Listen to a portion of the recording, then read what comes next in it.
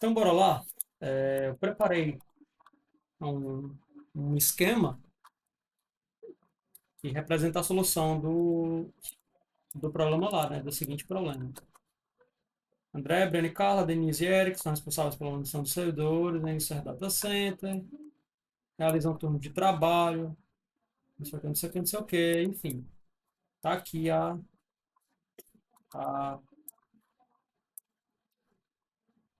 o enunciado do problema, né? E aí ele dá as sentenças que a Érica profere, né? Só que essas sentenças, elas são sentenças compostas, né? Que são sentenças compostas? São sentenças que elas são construídas através de composições de sentenças simples, né? Como, por exemplo, aqui você tem Breno não está de folga ou Carla está de folga. O primeiro sinal que você detecta numa sentença composta é que essas preposições elas possuem um conectivo, no caso ou, e, se, somente se, então, né? Que você consegue identificar o ou facilmente na sentença, né? Então você consegue dividir entre antes do ou e depois do ou, né? Você pode chamar o que vem antes do ou de P e o que vem depois de ou e que. E assim você tem uma proposição composta em que as proposições simples, que o pessoal chama de proposição componente, são as proposições P e Q. Né? Então, a meu ver, o primeiro passo para resolver essa questão foi encontrar as preposições elementares, né? Que no caso, as preposições elementares foram essas aqui. Ó. Bruno está de folga, Carlos está de folga, André está de folga, Denise está de folga. A partir da negação dessas proposições, eu consigo encontrar essas outras proposições. Né? Breno não está de folga, Carla não está de folga, e assim vai. E aqui está as proposições compostas que a Érica profere, né? Que a Érica diz. Breno não está de folga ou Carla está de folga, né? E assim vai. E aí eu montei a nomenclatura aqui dessas proposições, né? A nomenclatura lógica dessas proposições. E aqui eu montei a tabela verdade, tanto para as proposições simples, quanto para a negação dessas proposições, e quanto para as proposições compostas. Né?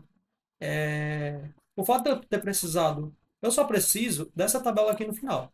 O fato de eu ter montado isso aqui é porque, por exemplo, isso aqui é uma proposição que precisa tanto de uma proposição simples, que é essa P, quanto também ela precisa de uma proposição, na verdade, essa aqui, né?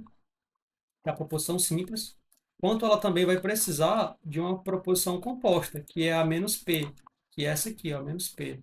Então a gente precisa montar uma tabela, na verdade, de todas as proposições simples, a negação delas e a tabela das proposições compostas. É preciso fazer todo esse cronjob aqui para, né, pelo menos através desse método de montar a tabela da verdade, né? É preciso fazer isso, a não ser que exista uma forma mais simples, mais direta, né? Talvez álgebra proposicional, alguma coisa do tipo. Mas, pro jeito que eu fiz, né? Não deu. E aí, como a gente tem quatro proposições simples, para a gente saber o número de linhas dessas proposições, é só multiplicar. Na verdade, é só elevar 2 ao número de proposições que você tem. Né? No caso, 2 elevado a 4 dá 16 linhas. Então, isso aqui já é clichê. A tabela verdade de proposições simples, você tem que saber montar de cabeça. Né? Então, a primeira coluna vai ser o quê? Vai ser 2 elevado a n dividido por 2. Né? Ou seja, você vai ter 8 verdades, 8V, né? E 8F, né? A segunda coluna você vai ter 2 elevado a n dividido por 2 elevado a 2, no caso. Né? Ou seja, por 4. Então, 16 dividido por 4 é 4 verdadeiro e 4 falso. Se repetindo durante até você preencher todas as 16 linhas, né? A segunda, você vai ter 2 elevado a n dividido por 2 elevado a 3, né? Ou seja, 16 dividido por 8 dá 2. Então, você vai ter dois valores de cada, né? Dois verdadeiros, dois falsos. E esses valores se repetem até você completar as 16 linhas, né? E por último, você vai ter 2 elevado a n dividido por 2 elevado a, a 4. Como n é igual a 4, você tem 2 elevado a 4 por 2 elevado a 4, dá 1. Ou seja, você vai ter um valor de cada e vai preencher isso aqui até completar as 16 linhas. Né? Aqui eu só usei a fórmula não para negar, né? A fórmula do Excel, em que você nega a, o valor lógico de uma proposição. Então, a negação de verdadeiro sempre vai ser falso, né?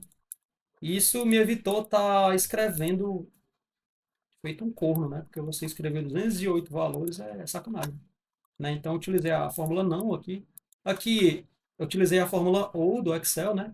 E ele faz os cálculos entre os valores e me retorna verdadeiro e falso, né? Lembrando que ah, o ou só é verdadeiro se ao menos uma das proposições forem verdadeiras, né? E aqui você tem a conjunção, que só é verdadeira quando as duas necessariamente são verdadeiras. Se você tem uma conjunção entre um valor falso e um valor verdadeiro, se os valores lógicos forem diferentes, né, sempre vai ser falso. Quando você tem dois valores lógicos iguais e verdadeiros, vai ser verdadeiro. Aqui você tem um ou exclusivo, que é um cara que, nossa, eu tive que pesquisar aqui para saber o valor lógico da tabela verdade do ou exclusivo. Eu não sabia de cabeça, cara. Por isso que eu ia me ferrar nessa. Se fosse fazer uma prova hoje, eu ia me ferrar, né? A gente tem isso aqui, ó, o exclusivo. Ele é. Cadê? Pronto, essa daqui tá interessante. Ela é verdade quando os valores lógicos são diferentes e é falsa quando os valores lógicos são iguais, né? Independentemente do valor desses valores. Então, toda vez que a gente tem falso e falso, valores lógicos iguais, aqui vai ser falso. E quando os valores lógicos forem ah, diferentes, por exemplo, falso e verdadeiro, a gente vai ter verdadeiro, né? Esse é o exclusivo. Aqui a gente tem o se somente se, que aqui a gente tem o se então, né? No Excel, é, eu não consegui fazer isso através de uma fórmula nativa do Excel, então eu tive que montar, né? A regra de se somente se, que é o quê? Não sei se tu lembra da regra de se somente se, mas é uma regrinha que muita gente memoriza de cabeça através das iniciais de cada preposição simples, né? Por exemplo, se Q é V e S é falso, então você tem que a proposição vai ser necessariamente falsa, se isso acontecer, né? Pro todo o resto vai ser verdadeiro. A galera até brinca, né? V de Vera e F de Fischer, né? Sempre que você encontrar se V, então Fischer, aí você lembra do nome Vera Fischer, né? Enfim, é coisa que a galera inventa para memorizar isso aqui rápido, né? Ou seja, o Vera Fischer sempre vai ser falso. O que não for Vera Fischer é verdadeiro, né? E aí, através dessa fórmula, eu consegui montar todos esses caras. Se eu vim aqui arrastar de novo, eu tenho todos os caras montados automaticamente, né? A mesma coisa foi para o se somente se, né? O se somente se é quando os dois valores forem iguais, então é verdadeiro. Quando os dois valores forem diferentes, então é falso, né? E aí, aqui, ó, falso, falso deu verdadeiro, né? E aqui, verdadeiro e falso deu falso, porque os dois valores são diferentes da falso, iguais são verdadeiros. E aí a gente chega na seguinte tabela, que é essa tabela gigante, né? Lembrando que só o que nos interessa, né? Só o que nos interessa aqui é essa tabela roxa, né? Essa tabela aqui não nos interessa, porque ela é uma tabela que foi utilizada, são tabelas auxiliares, né? Isso aqui foi utilizado para construir isso aqui, ó, que é o que de fato interessa, né?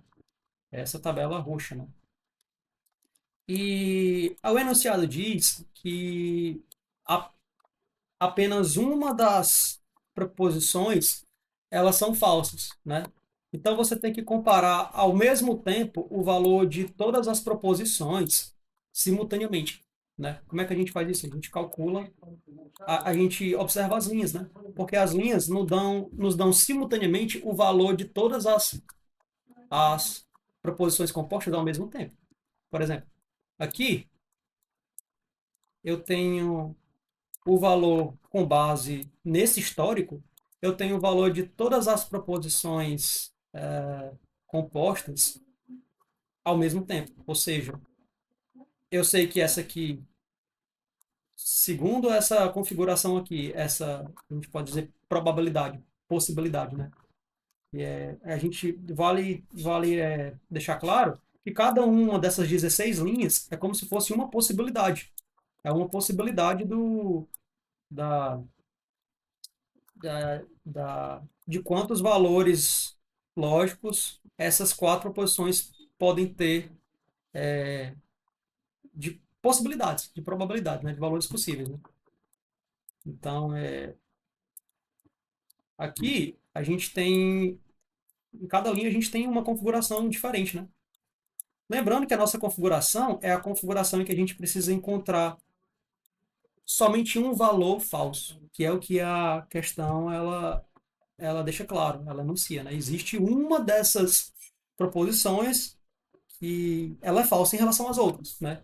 E se você pesquisar aqui o único valor que é falso em relação às outras, né, olhando para a tabela aqui, é essa linha aqui, ó, né? E essa linha aqui, ela mostra falso, ó, exatamente na coluna se que, então não S. Ou seja, essa é a proposição falsa. Essa é a proposição que não é verdadeira. Isso significa que dessas aqui, ó, a única que não é verdadeira é se Carla está de folga, então Denise não está de folga. Significa também que todas essas proposições aqui, elas podem ser consideradas verdadeiras, né? Então, se a gente tiver aqui, porra, se a gente tiver lá na prova, qualquer uma dessas quatro opções verdes, né? Você pode marcar que vai estar correto, né? Vai ser uma dessas quatro aqui, né? Se ela admite apenas um item correto, então vai ser uma dessas quatro, vai ser a resposta correta.